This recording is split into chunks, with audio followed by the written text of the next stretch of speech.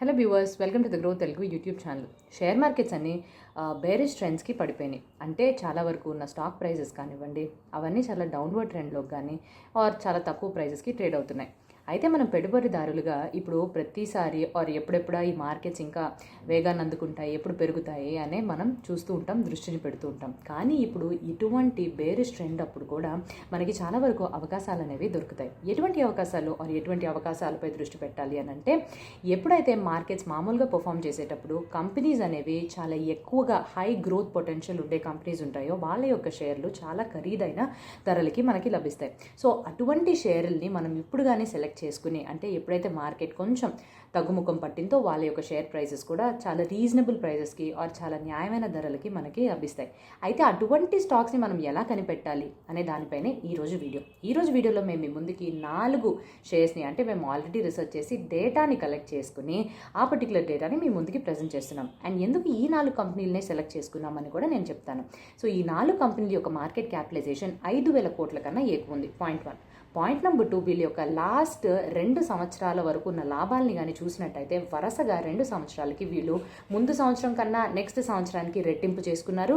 And ఆ next సంవత్సరం నుంచి నెక్స్ట్ వచ్చిన సంవత్సరాన్ని కూడా మళ్ళీ రెట్టింపు చేసుకున్నారు. అంటే ఈ 2 సంవత్సరాల్లో కన్సిక్యూటివ్గా వరుసగా వాళ్ళకున్న లాభాలని వీళ్ళు రెట్టింపు లేదా దానికన్నా ఎక్కువ విధంగానే వీళ్ళ లాభాలని సంపాదించుకున్నారనమాట. అండ్ అటువంటి షేర్స్ యొక్క ప్రైజెస్ ఈ పర్టికులర్ బేరిష్ ట్రెండ్, అంటే ఇప్పటికి 15th జూన్ నాటికి వాళ్ళ యొక్క క్లోజింగ్ ప్రైజెస్ కానీ తీసి చూసినట్టయితే వాళ్ళ 52 వీక్ హై ప్రైజెస్ ఏవైతే ఉన్నాయో దాని మీద ఏదో 35% నుంచి 50% వరకు డిస్కౌంటెడ్ ప్రైజెస్లోని ట్రేడ్ అవుతున్నాయి అన్నమాట. అండ్ మీరు ముఖ్యంగా గుర్తుంచుకోవాల్సింది ఏంటంటే, ఇది ఒక ఎడ్యుకేషనల్ కంటెంట్ కోసం మాత్రం చేస్తున్న వీడియో అండి. అండ్ ఇందులో మెన్షన్ చేసే స్టాక్స్ని ఎక్కడ మీరు కొనాలని కానీ ఉన్న స్టాక్స్ని హోల్డ్ చేయాలోనా అమ్మాలని ఎటువంటి రికమెండేషన్స్ ఇవ్వడం జరగట్లేదు. ఇలా ఉంది ట్రెండ్ అండ్ ఇది ఉంది ఇన్ఫర్మేషన్ అని ఒక ఫ్యాక్చువల్ ఇన్ఫర్మేషన్ని ఎడ్యుకేషనల్ కంటెంట్ కోసం మీ ముందుకు తీసుకురావడం జరుగుతుంది. సో ఇంకెందుకు ఆలస్యం, అసలు ఆ కంపెనీస్ ఏంటి అండ్ ఎంత డిస్కౌంట్లో ట్రేడ్ అవుతున్నాయి, వాళ్ళ యొక్క వ్యాపారాలు ఏంటి, వాళ్ళ బలాలేంటి, బలహీనతలు ఏంటి, అండ్ మిగతా నంబర్స్ ఎలా ఉన్నాయని ఇప్పుడు మనం చూసేద్దాం. సో ఇంకెందుకు ఆలస్యం, బట్ వీడియోలోకి వెళ్ళడానికన్నా ముందు గుర్తుంచుకోవాల్సింది గ్రో తెలుగు యూట్యూబ్ ఛానల్ బెల్ని క్లిక్ చేసుకోండి. అండ్ మా ఛానల్కి సబ్స్క్రైబ్ చేసుకున్నట్టయితే ఇటువంటి ఎంతో ఇన్ఫర్మేటివ్ కంటెంట్ని ఎప్పటికప్పుడు లేటెస్ట్ అప్డేట్స్ కింద మేము మీకు అందిస్తూనే ఉంటాం. అండ్ నేను సిఏ హిరణ్మయ్. అండ్ ఈరోజు మనం చూడబోయేది 4 స్టాక్స్ ఏవైతే వరుసగా 2 సంవత్సరాలకి వాళ్ళ యొక్క లాభాలని రెట్టింపు చేసుకోవడం మాత్రమే కాకుండా 15వ తారీఖు జూన్ నాటికి వాళ్ళ యొక్క ప్రైజెస్ అనేవి డిస్కౌంటెడ్ 52 వీక్ హైలో కంపేర్ చేసుకుంటే డిస్కౌంటెడ్ ప్రైజెస్కి ట్రేడ్ అవుతున్నాయి. ఎంత డిస్కౌంట్? 35% నుంచి 50% వరకు. సో వెళ్ళిపోతామా వీడియోలోకి. మొదటి company Tata steel. So Tata steel అని అంటే టాటా గ్రూప్ వాళ్ళ యొక్క ప్రతిష్టాత్మకమైన కంపెనీ ఈ టాటా స్టీల్ కంపెనీ. అయితే దీన్ని 1907లోని స్థాపించారు. సో అప్పటి నుంచి ఇప్పటి వరకు వీళ్ళు ఒక ప్రైవేట్గా అతిపెద్ద ఏషియా ఖండంలోనే అతిపెద్ద ప్రైవేట్ కంపెనీ, ఇంటగ్రేటెడ్ ఒక కంపెనీగా ఉన్నారు. ఇంటగ్రేటెడ్ కంపెనీ అంటే ఏంటంటే, సింపుల్గా అర్థం చేసుకోవాలి అని అంటే, ఎవరైతే కావాల్సిన రా మెటీరియల్స్ నుంచి వాళ్ళే తయారు చేసుకుని ఆ రా మెటీరియల్స్ని వాడుతూ ఫైనల్ ప్రోడక్ట్స్ని మ్యానుఫ్యాక్చర్ చేస్తే దాన్ని మనం ఇంటగ్రేటెడ్ ఆపరేషన్స్ అని అంటాం. సో టాటా వాళ్ళు కోల్ని అండ్ ఐరన్ ఓర్ని మైన్ చేయడమే కాకుండా దాన్ని ప్రాసెస్ చేసి వివిధ రకాల ప్రోడక్ట్స్ని మన ముందుకి తీసుకొస్తారు. అయితే ఈ కంపెనీ యొక్క షేర్ ప్రైస్ 15th జూన్ నాటికి వాళ్ళ యొక్క 52 వీక్ హై కన్నా దాదాపుగా 37.47% డిస్కౌంట్లో ట్రేడ్ అవుతుంది.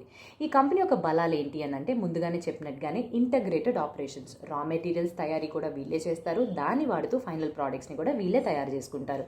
వీళ్ళ యొక్క బ్యాలెన్స్ షీట్స్ చాలా స్ట్రాంగ్గా ఉన్నాయి. వీళ్ళ క్యాష్ ఫ్లోస్ కూడా చాలా స్థిరంగా ఉన్నప్పటికీ ఉండడం వల్లనే వాళ్ళ యొక్క కాంపిటీటర్స్ మీద వీళ్ళకి చాలా ఒక కాంపిటేటివ్ అడ్వాంటేజ్ ఉంది. అండ్ టాటా అంటే బ్రాండ్ నేమ్. సో వీళ్ళ బ్రాండ్ కూడా ఎంత బలంగా ఉంది అని అంటే, ఆ పర్టికులర్ సెక్టర్లో ఎవరు వచ్చినా కూడా వీళ్ళ యొక్క పేరు వీళ్ళ యొక్క స్థానం వీళ్ళదే అనమాట. సో వీళ్ళకున్న అతిపెద్ద బలహీనత ఏంటి అని అంటే, వీళ్ళు స్టీల్ సెక్టార్లో ఉన్నారు. సో స్టీల్ అనేది సైక్లికల్ కమోడిటీ. సో డిమాండ్ వల్ల కానీ, ఇంట్రెస్ట్ రేట్స్ వల్ల కానీ, ఎకనామిక్ సిచ్యువేషన్స్ వల్ల కానీ వీళ్ళ యొక్క డిమాండ్ ప్రైజెస్ అనేవి చాలా వరకు మారుతుంటాయి. అలానే వాళ్ళు వాడే రా మెటీరియల్ ప్రైజెస్ కూడా చాలా వరకు ఫ్లక్చువేట్ అవుతూ ఉంటాయి.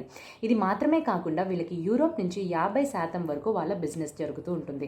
అయితే యూరోప్లో ఉన్న ప్లేయర్స్ చాలా ఫ్రాగ్మెంటెడ్గా ఆపరేషన్స్ ఉండడం వల్ల, అక్కడ ఇండియా లాగా ఇంటగ్రేటెడ్ ఆపరేషన్స్ లేకపోవడం వల్ల లోకల్ సప్లయర్స్ మీద ఎక్కువగా డిపెండెన్స్ పెట్టుకోవడం వల్ల కూడా వీళ్ళకి చాలా పెద్ద బలహీనతగా మనం చెప్పుకోవచ్చు. అయితే ఈ కంపెనీ యొక్క ఫినాన్షియల్ నంబర్స్ ఏంటి? ఈ కంపెనీ యొక్క ఫినాన్షియల్ నంబర్ సంగతికి వచ్చినట్టయితే, ఈ కంపెనీ యొక్క current market price 960 rupees, market capitalisation 1,17,190 crores, PE ratio 2.93 times.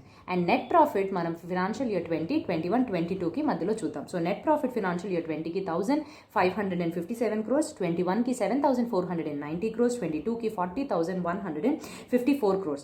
5 years యొక్క sales compounded annual growth rate 16.79%, last 1 year యొక్క return negative 17.92%, and last 5 years యొక్క return 98.83%. 200-day moving average 1230.6 and RSI 14 values 31.1. So మేము మీ ముందుకి ఈ debt equity ratio and profitability ratios గురించి మాత్రమే కాకుండా ఇంకో 2 టెక్నికల్ ఇండికేటర్స్ని కూడా ఇంక్లూడ్ చేశాం. సో దీన్నే మనం day moving average 200-day moving average అని అంటాం అండ్ RSI 14 వాల్యూస్ అని చెప్తాం. ఈ 200-day మూవింగ్ యావరేజ్ అంటే ఏంటంటే ఒక కంపెనీ యొక్క స్టాక్ ప్రైస్ కానీ ఈ 200-day మూవింగ్ యావరేజ్ కన్నా ఎక్కువ ఉంటే అది బుల్లిష్ ట్రెండ్ కింద, అండ్ ఈ 200-day మూవింగ్ యావరేజ్ కన్నా తక్కువ ఉంటే అది బేరిష్ ట్రెండ్ కింద అర్థం చేసుకోవాలి. అండ్ RSI 14 వాల్యూస్ 30 కన్నా తక్కువ ఉంటే ఓవర్ సోల్డ్ అంటే ఎక్కువ అమ్మబడింది అండ్ ఈ ట్రెండ్ రివర్సల్కి గురవుతుంది, అండ్ 70 కన్నా ఎక్కువ ఉంటే ఓవర్ బాట్ అంటే ఎక్కువ కొనబడింది అండ్ ఈ ట్రెండ్ కూడా రివర్సల్ అవుతుందని అర్థం చేసుకోవాలి. సో ఇది company number 1 Tata steel. Company number 2 NALCO, national aluminium company limited. So వీళ్ళు మన ప్రభుత్వం వాళ్ళ చేత పబ్లిక్ సెక్టార్ అండర్టేకింగ్ కింద నవరత్న కంపెనీ కింద క్లాసిఫై అయిన వాళ్ళు. అయితే వీళ్ళు మన దేశంలోనే అతి పెద్ద అల్యూమినా అండ్ అల్యూమినియం ప్రోడక్ట్స్ని తయారీ చేస్తారు అండ్ ప్రపంచవ్యాప్తంగా కూడా వీళ్ళు ఈ అల్యూమినా అండ్ బాక్సైట్ కలిగిన ప్రోడక్ట్స్ని మ్యానుఫ్యాక్చర్ చేయడంలోని చాలా తక్కువ ఖరీదుని ఆర్ చాలా లో కాస్ట్ ప్రొడ్యూసర్స్గా పేరు పొందారు. ఎందుకు ఈ లో కాస్ట్ ప్రొడ్యూసర్స్ అంటే వీళ్ళ యొక్క ఆపరేషన్స్ కూడా ఇంటగ్రేటెడ్ లెవెల్లో జరుగుతుందండి. ఇంటగ్రేటెడ్ అని అంటే ఈ బాక్సైట్ మైన్స్ నుంచి ఏవైతే అల్యూమినా అనేది తయారవుతుందో దాని మీద వీళ్ళకి 100% కంట్రోల్ ఉంది. అల్యూమినియాన్ని వాడుతూనే అల్యూమినియం ప్రోడక్ట్స్ని తయారీ చేస్తారు కాబట్టి వీళ్ళకి ఇంతవరకు చాలా బలం అండ్ ఒక చాలా పెద్ద బెనిఫిట్ అని చెప్పుకోవచ్చు. సో ఈ కంపెనీ యొక్క షేర్ ప్రైసెస్ కానీ మనం 15 జూన్ నాటికి చూసినట్టయితే 52-week హైలో కన్నా 38.2% డిస్కౌంట్లో ట్రేడ్ అవుతూ ఉన్నాయి.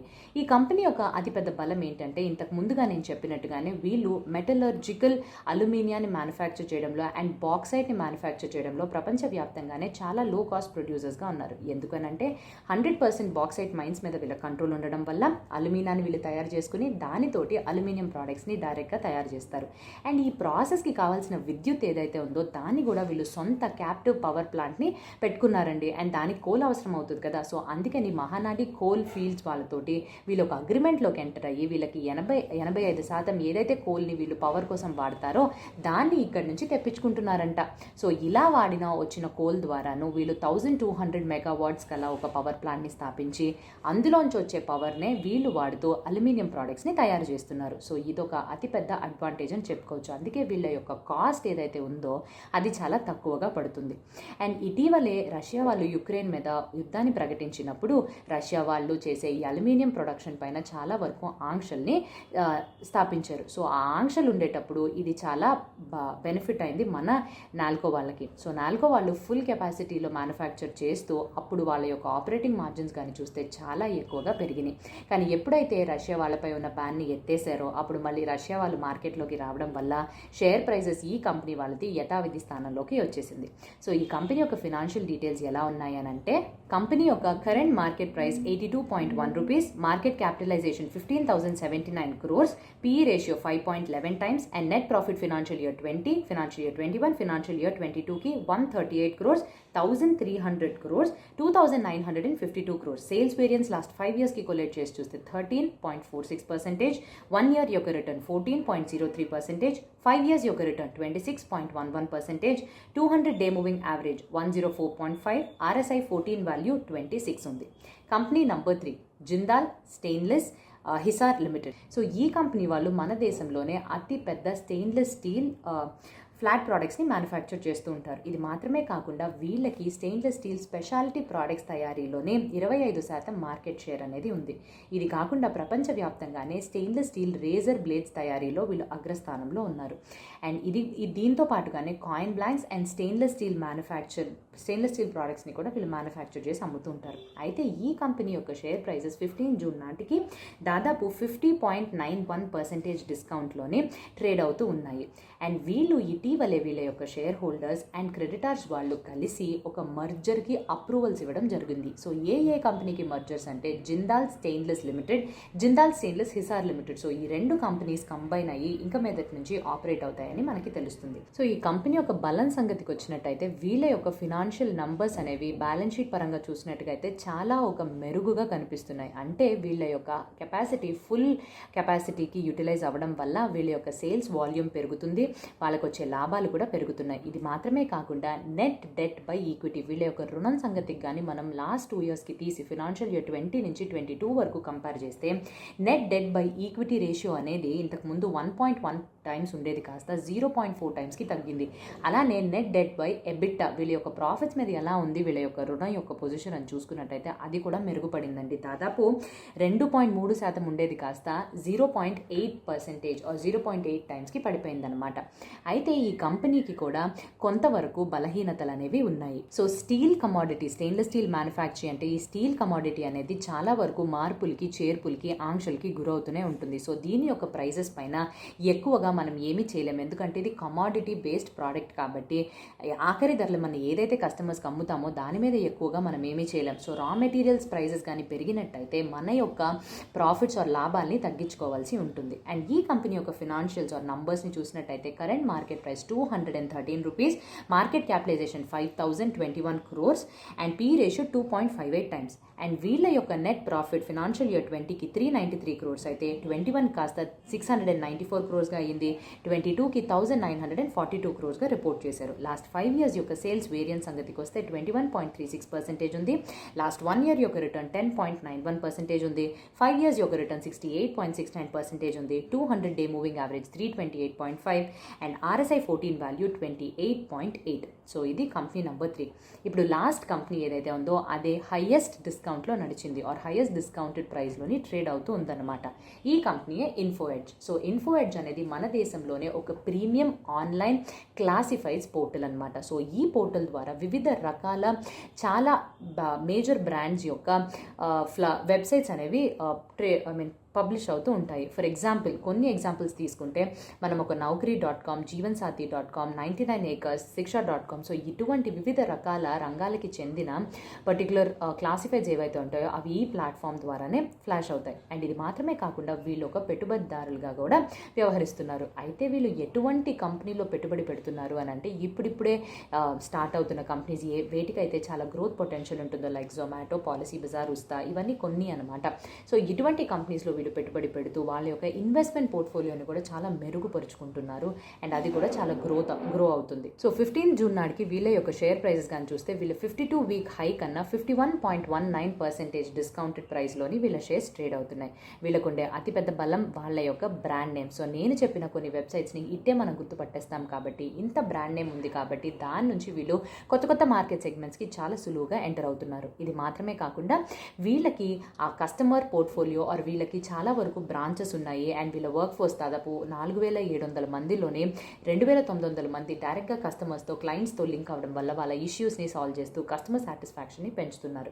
అండ్ వాళ్ళ యొక్క బలహీనతకు వచ్చినట్టయితే ఇప్పుడు జీవన్ సాథి అండ్ 99 acres వీళ్ళకి అతిపెద్ద రెవెన్యూ మోడల్ ఆర్ అతిపెద్ద ఎక్కువ ఆదాయాన్ని జనరేట్ చేస్తుంది. అటువంటి వాటికి చాలా ఎక్కువ కాంపిటీషన్ ఉంది. ఆన్లైన్ ప్లాట్ఫామ్ కాబట్టి ఎవరు పడితే వాళ్ళు ఇటువంటి సెగ్మెంట్స్లోకి ఎంటర్ అవుతున్నారు కాబట్టి వీళ్ళకి గట్టి పోటీ ఉందని చెప్పుకోవచ్చు. అండ్ ఈ కంపెనీ పరంగా ఈ కంపెనీ యొక్క నంబర్స్ విషయానికి వచ్చినట్టయితే ఈ కంపెనీ యొక్క current market price 3644 rupees, company యొక్క market capitalisation 46,999 crores of rupees, PE ratio 17.3 times and net profit year 20కి -238 crores ఉంటే 21కి పాజిటివ్ 1407 crores మారింది, 22కి 12,760 crores రిపోర్ట్ చేశారు.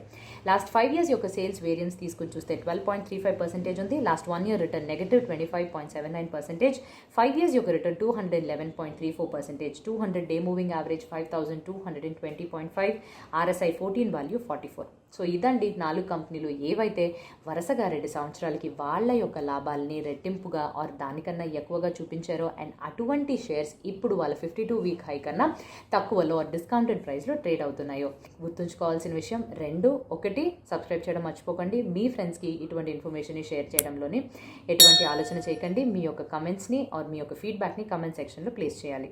అండ్ ఫైనల్గా ఇది ఒక ఎడ్యుకేషన్ కంటెంట్ కోసం చేసిన వీడియో మాత్రమే. అండ్ ఎటువంటి సలహాలు ఇవ్వడం కానీ కొనాలి, అమ్మాలి, హోల్డ్ చేయాలి అని ఎక్కడ కూడా మేము చెప్పడం జరగట్లేదు. ఇంతకన్నా మంచి కంటెంట్తో రావడానికన్నా ముందు have a happy and a safe investing. Thank you.